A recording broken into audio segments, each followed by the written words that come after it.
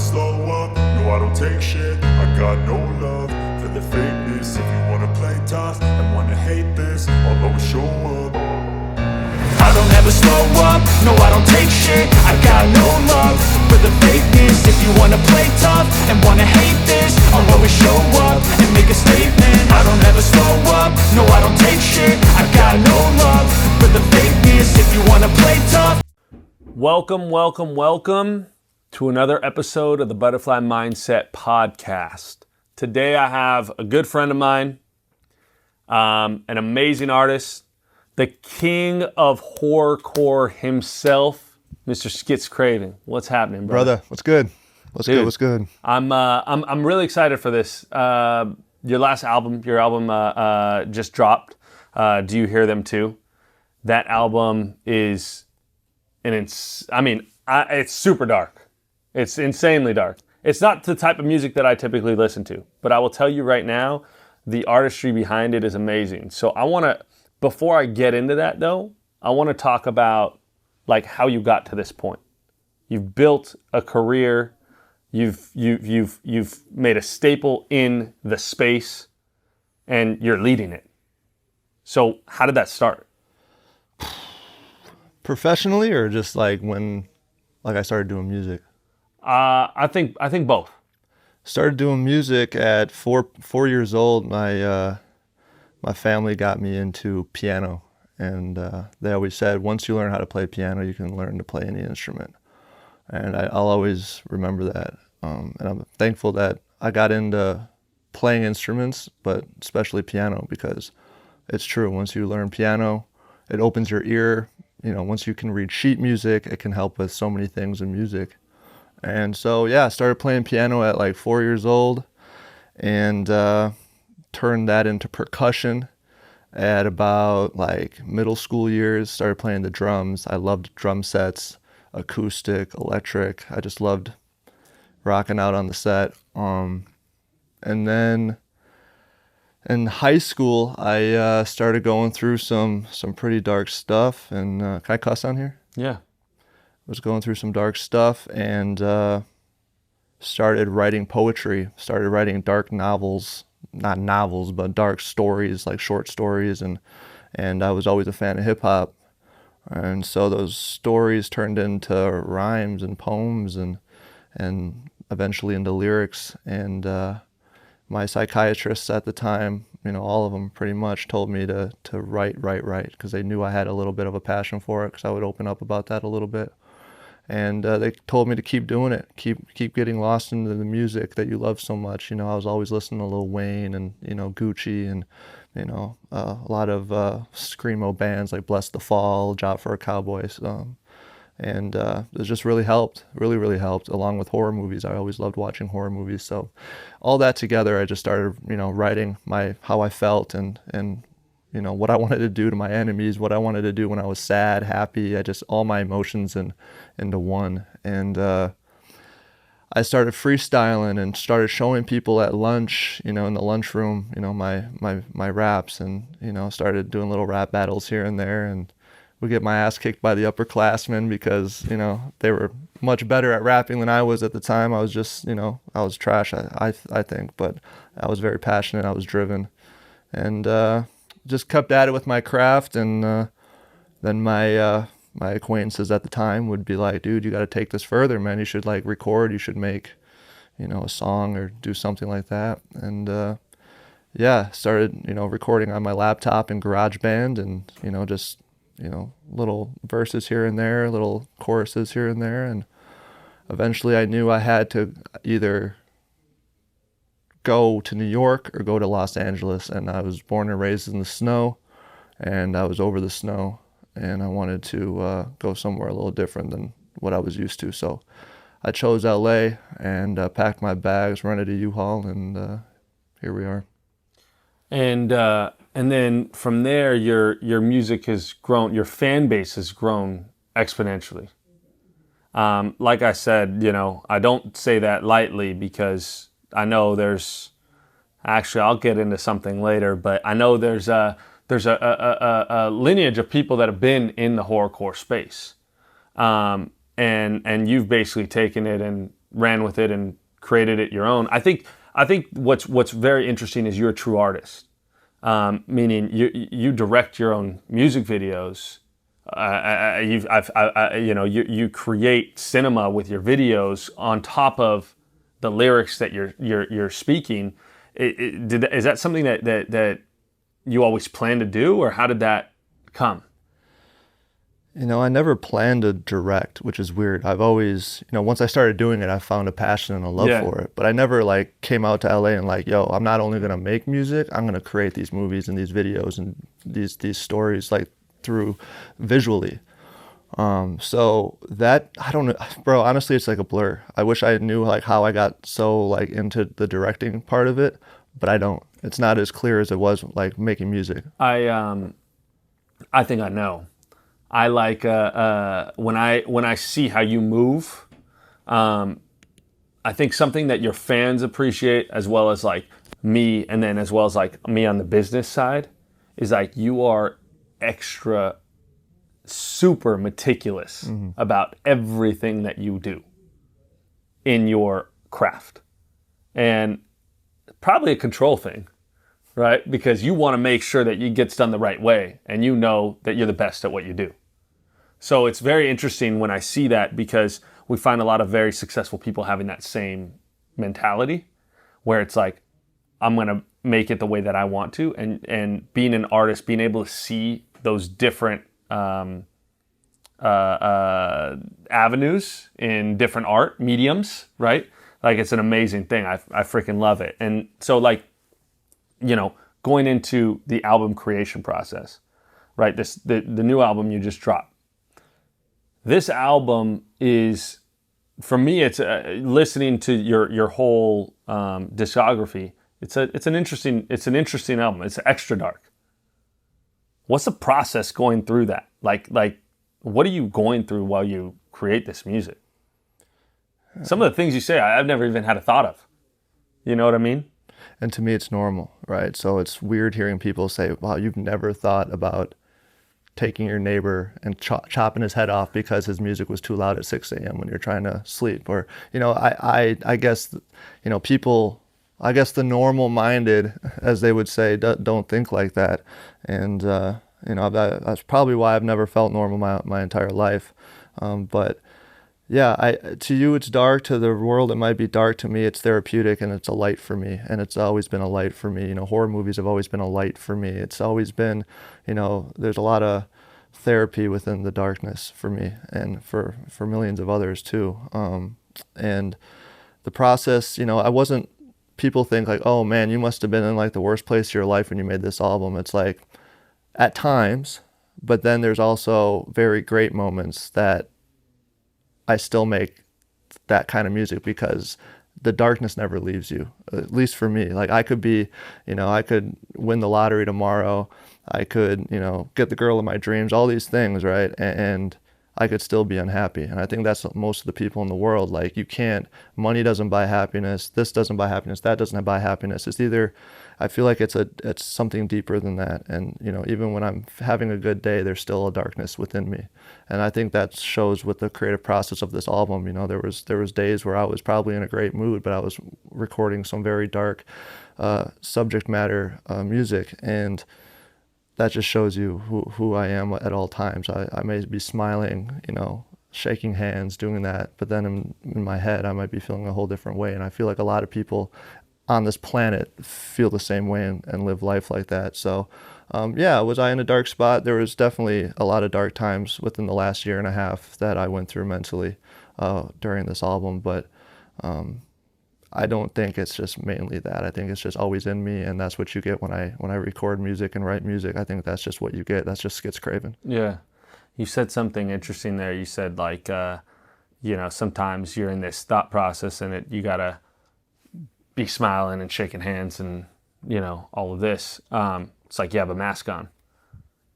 And you've created a mask that's part of your image, and you're also dropping one, which I thought I didn't know actually when I saw the original mask that you dropped, which is scary in itself.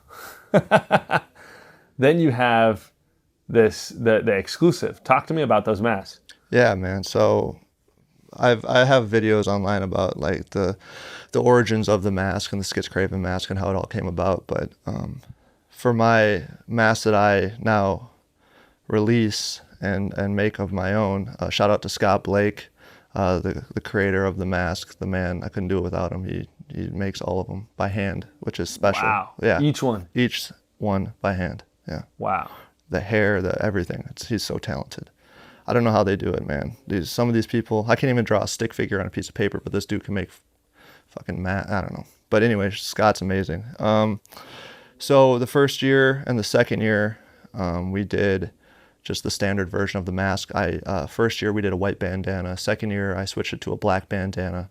And then the third year I did the black bandana again because the demand was so high. You know, people really wanted me to keep making the black bandana. So I was like, okay, we'll do that again. But I also want to do something different. Each year I try to do something different with the mask. So we did an exclusive version, which is a very even more limited quantity amount. And I called it the blood splatter version. So we did a version where blood's just all splattered all over it and stuff. It looks sick. And then this year we wanted to do something really different, which was, I wanted to go crazy with, I told Scott, bro, I want to do this, this, and this. And we came up with this idea of the battle damage version, which is pretty much, you know, after you're taking on the world and you're getting the shit kicked out of you and stuff, but you're still standing. What does your face look like? What does your mask look like at the end of the day? And that's what I pictured my face looks like after a day's work of getting shit on or disrespected or just mentally beaten with whatever I'm going through in life. And that's the battle damage version. So half the face is burnt.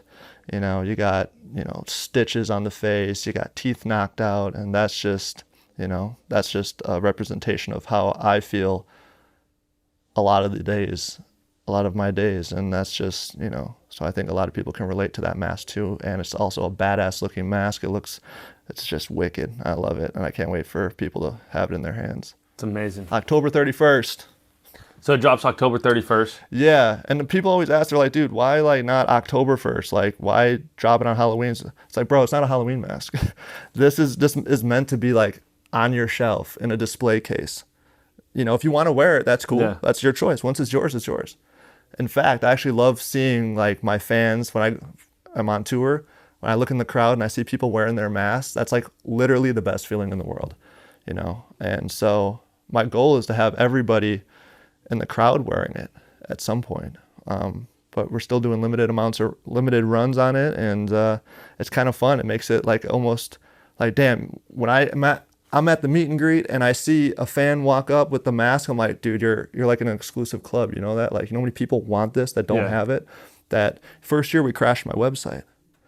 We didn't prepare for how many people wanted this because I didn't know. I was like, dude, it's a high ticket item. Like, I don't know how many people are really going to be going after this. Sold out within a couple minutes.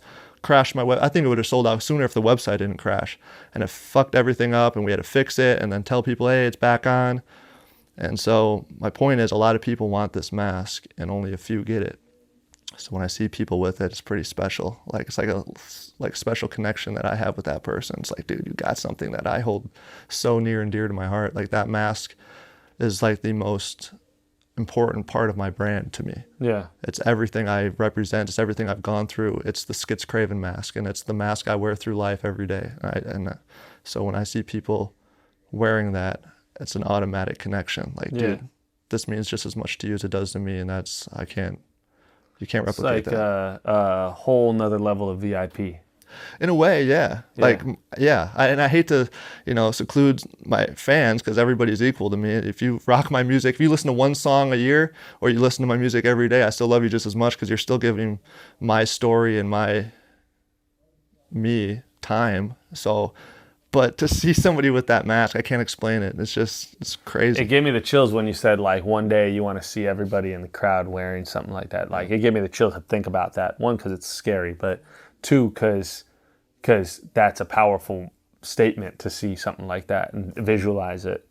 I always think, like everything, and we've had these conversations, but, like, everything starts with three things, right? It's like you can accomplish anything in life if you visualize it, you map it out, and then you execute.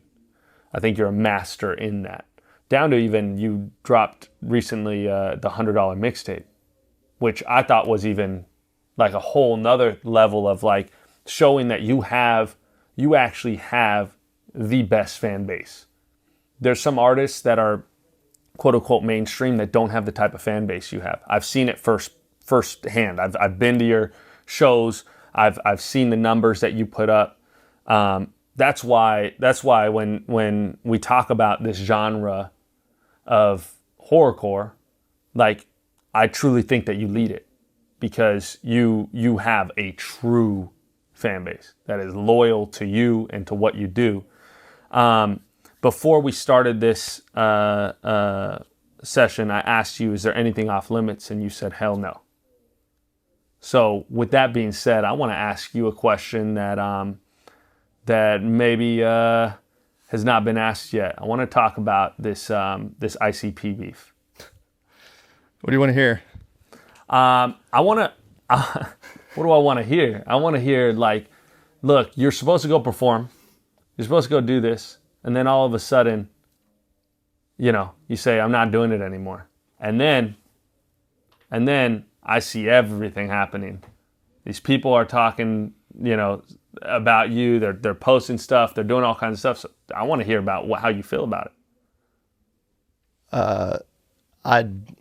Short answer, I don't give a fuck. It was a very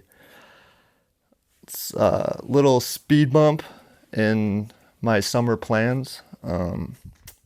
But I can't lie and say that I don't see it. I don't hear the craziness.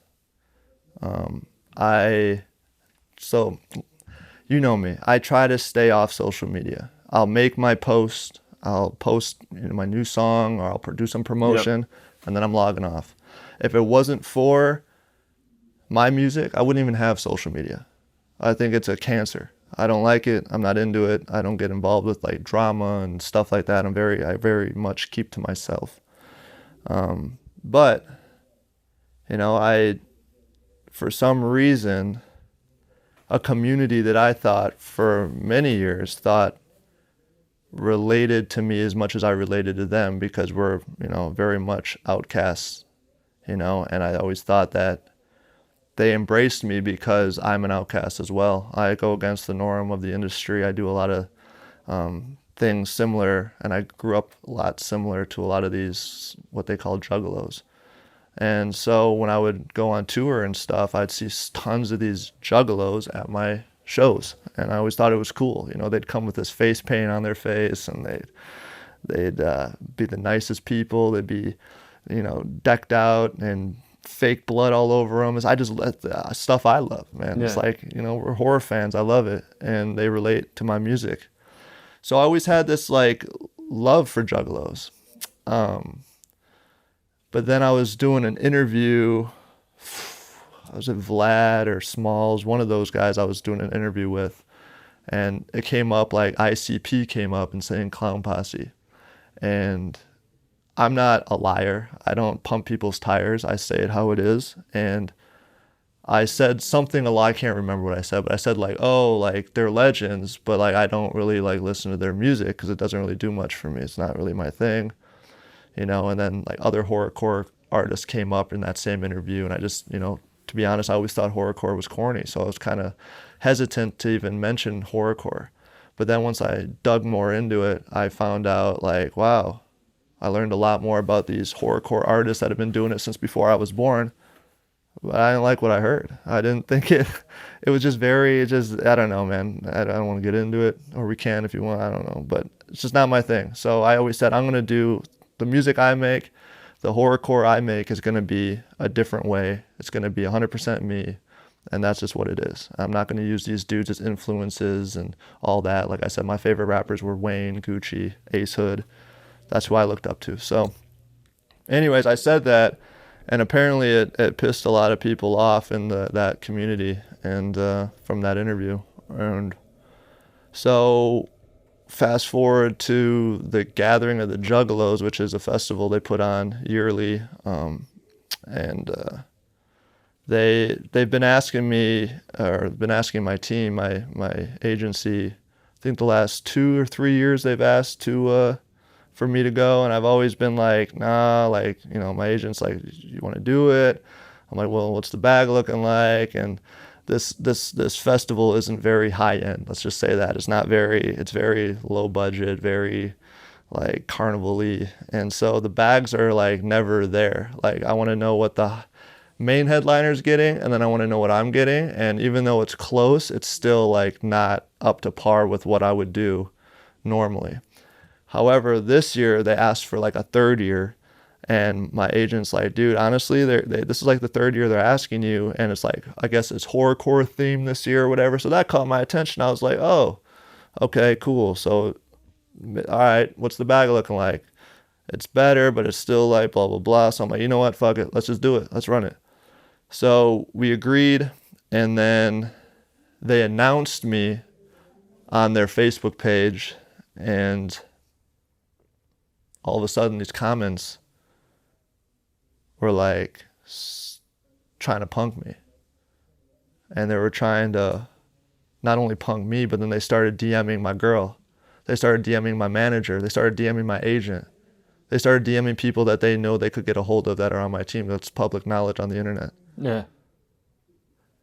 And I sit back and I'm like, there's a lot of love in these comments, but there's a lot more hate. But then I know there's so many juggalos that love me, that I've experienced over the years, that I've met personally. And I get DMs every day from juggalos, literally every day. I could show you right now and just scroll how many juggalos been fucking with me and still fuck with me, even after all this shit. But I'm looking at these comments and I'm like, motherfuckers talking about throwing cum at my girlfriend, throwing shit at me on stage. Are you fucking crazy? Like, do you know who I am, bro? Dude, I used to fucking bro, when they would look at me funny. You think I'm gonna allow people to talk to me, my girl, my people like that? Cyrus, that's fucking crazy, bro. You think I'm gonna get on a stage and bow down to you fuckers? Like, you think that deserves my respect? And that's what, so I fucking, you know, I was talking to my agent, I was like, dude, who the fuck do these fucks think they are? Who do they think they are? They think they can just, like, they think that I'm gonna, bro, I'm trying to say this humbly. I do this shit for a living. I make very good money. I'm very blessed. I'm not a hungry artist anymore like that. Yep. I'm driven, but I'm not desperate. I'm not just starting out. Fuck them. Fuck them. Right? Yep. So I sit with my team and they say, you know, they're trying to have a whole meeting about it. I'm like, fuck that, bro. It's not that deep. It's a fucking festival. For one, it's a fucking festival that's, for being real, it's dying, bro. It's a dying festival. Their numbers drop. Every year they get less and less people that go there. And these are people that fucking love them. I'm talking about ICP. Yeah. And their numbers are dropping. They put very little money into the actual festival. I've learned so much these last few months that I didn't know, that I didn't care to know, but I've learned so much that it's a dying festival. And they know it's dying, but they're holding on because they know that the fans that do show up would throw an absolute fit if they just stopped it one year. But it's coming to an end. Slowly but surely, they're very close to nicking it. So they barely break even on that shit. Like, it costs a lot of money to run a festival. Yep. These fools are barely breaking even, but they're doing it as tradition at this point. I'm not trying to, like, go out there and perform for people that don't want me there. So I told them, fuck them, we're not doing it. And they said, all right. They're like, well, you should probably announce it. I was like, I'm not announcing shit, bro. I'm just not going to show up. Why the fuck what do I owe them for? Yeah. And they're like, it's good business. Good business? Fucking call Rob and tell him that we don't want to fucking do it. Why do I got to say shit? And so then they're like, oh, you're right. Yeah. Because I said, if I'm going to say something, I'm not going to be too nice in that fucking post. You're not going to want, like, you guys don't want to do the cleanup. Like, you want me to fucking say what I want to say, I'm going to say it. And then they're like, oh, no, don't say it. No, I'm like, no. Now I want to say something. I see your guys' faces. I want to say something now. So, like, a week or two before the festival, I just made a Facebook post. I said, yo, like, I'm not doing this shit. Like, you guys disrespected me. You threatened me. You threatened my fucking people. Like, I'm not, who the fuck do you think I am to do that? I don't need you. I don't need y'all, man. I'm good. I got a tour that's going to sell out in the spring. I don't need this. So I make the post. Oh my God, you would think that they were waiting for me for years to perform there. They were so upset. Oh, they were so fucking upset, bro. They were so upset. They were mad. I literally made the post, logged off, didn't log back on for like a week. And everyone's telling me like, dude, you might want to log on, bro. Like, so I log on after like a week and my DMs are just flooded. Fuck you, pussy. You don't want to do this. You're not real horrorcore because you didn't perform at the gathering. It's fucking hilarious, Cyrus. They're like, they feel like these, and I don't want to say all juggalos because there's still so many juggalos that I talk to every other day through Messenger and stuff that still love me and I still love them. So if you got love for me, I got love for you. But these fucking clowns, these fucking weirdos that are obsessed with me, they're like, they think that you have to, in order to be in the horrorcore genre, you have to like first get through them. Like you have to perform at their gathering in front of 3,000 people. Like, bro, 3,000 people. Like if you, I don't know, man. It's just crazy to me. These people are delusional. They're bored. They got nothing, man. And I almost pity them. They have nothing. And the ones that have a life act normal. They don't care. They don't have my cock in their mouth. They're normal. So it's a shame, man, because, you know, I fucked with the community, you know, until this shit. So, you know, fuck them. Didn't someone from ICP, one of the guys, call you out? Yeah, the Violent J. He was, or not, the bald dude, the bald skinny one, Shaggy. Shaggy called me out apparently, and I didn't see this dude. You know me, I would have responded real quick to that fool, but I didn't see that shit until like a week, and Lance showed me. He's like, hey, thought you want to see something funny? I said, what's up? And apparently this dude has a podcast, and it got brought up, my post got brought up or something, and he starts going off. This is the kicker. This is so funny. He acts like he doesn't know who I am, which is hilarious because he 100% knows who I am. One, we have the same agent, right? He knows who I am. And then the second funny thing is he's talking about, he's a nobody. You can't be somebody and not sell tickets. Nobody knows who you are. You don't even sell tickets. You want to know the funniest thing about that is? We have the same agent. Guess what access I have? Ticket sales. When Shaggy is by himself touring, my ticket sale numbers and his ticket sale numbers are very far apart, and he's not in the lead, right? But when ICP are together, when he's got his other buddy with him, then that's a different story, right? Because ICP's been around for however many years. They do good numbers. But Shaggy should watch his fucking mouth because, one, you do know who I am. You 100% know who I am. Your manager knows who I am. We have the same agent. And the dude's wife, found all this out afterwards. Apparently the dude's wife was in my comment section on that original post I made about the gathering of the Juggalos.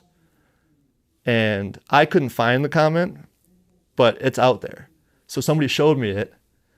Somebody screenshotted it or whatever and showed me it.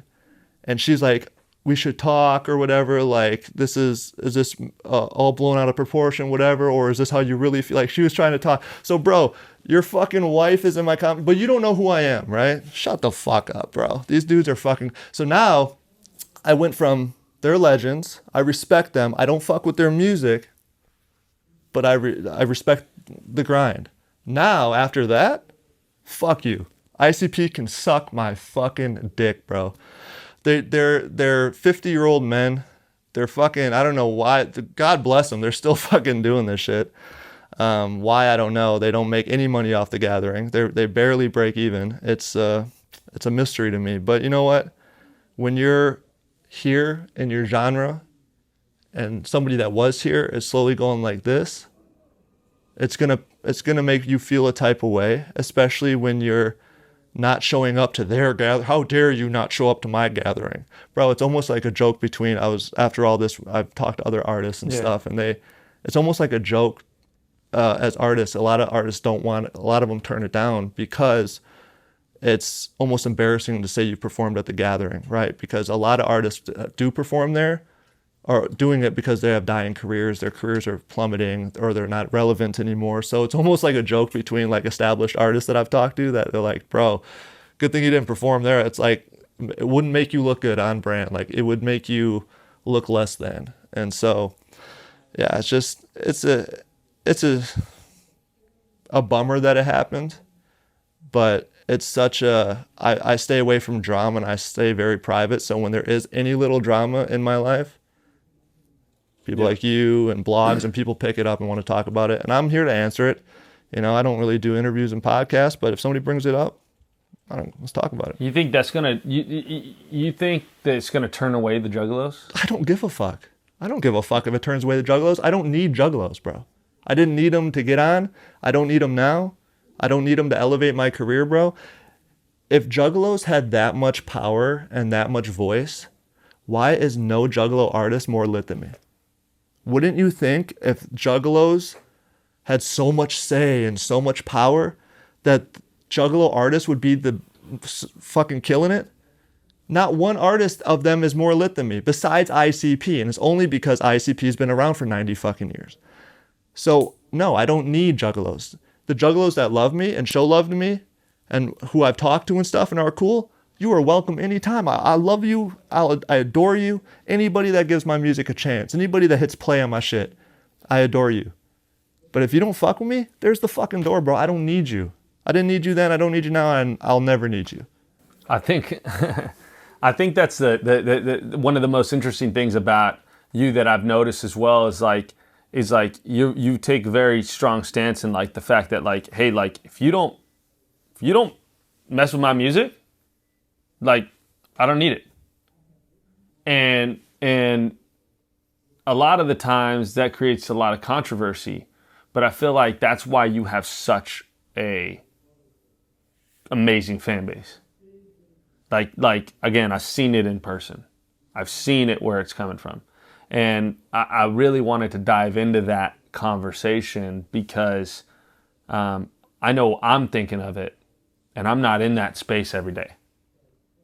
So I want to make sure that you had a chance, an opportunity to be able to say what you said, because that is value for people to see.